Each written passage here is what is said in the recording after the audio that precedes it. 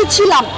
আর definitely আমরা চাবো না যে আমার দেশ একটা শেষ হয়ে যাক, কারণ দেখুন নতুন প্রজন্ম কিন্তু সবাই চায় যে বাইরে চলে যাইতে, বিদেশ চলে যাইতে। তো সেইখান থেকে প্রত্যেকটা মানুষ নিজের জায়গা থেকে দাঁড়াইছে, প্লাস হচ্ছে নিজের দেশে একটা গঠন তৈরি করতে চাইছে। তো ডেফিনেটলি এটা আমাদের জন্য জয়।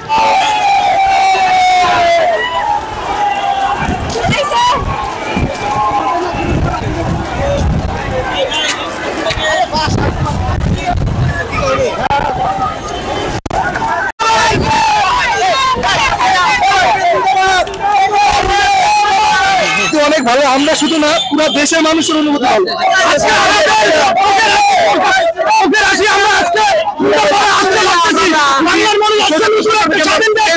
আমরা দীর্ঘ অপেক্ষায় ছিলাম, আল্লাহ তাআলার কাছে লাখ কোটি শুকরিয়া যে আল্লাহ পাক রব্বুল আলামিন জালেম সরকার থেকে আমাদেরকে মুক্তি দান করেছে। সবাই বলে আলহামদুলিল্লাহ।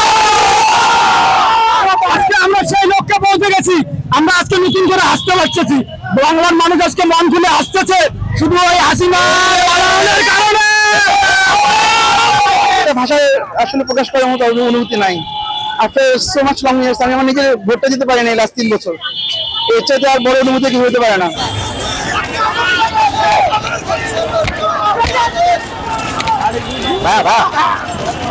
এই যে এক দফা দাবি মেনে নিয়েছে, এর আগে আমি আপনার সাথে কথা বলছিলাম, এখন কেমন অনুভূতি মনে হচ্ছে?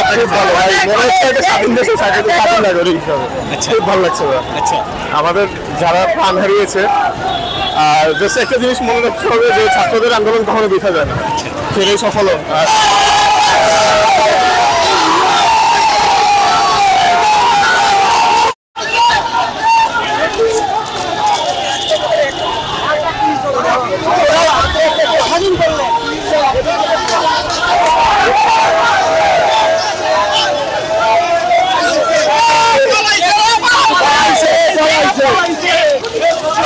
আমরা অনেক খুশি।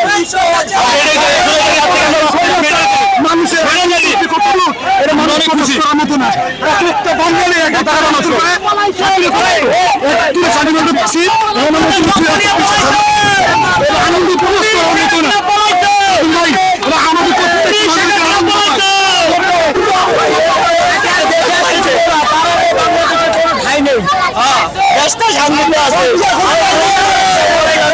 খুশিতে আত্মহারা ভাই, এমন কোন মানুষ নাই যে মুখে হাসি নাই।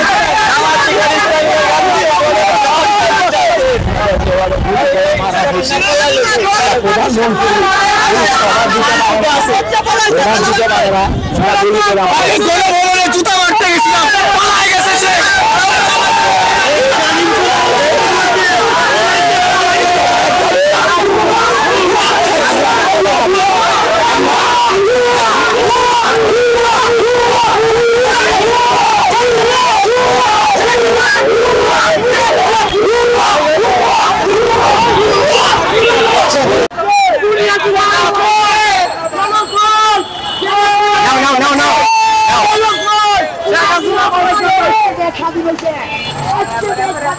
অনেক অনেক অনেক খুশি।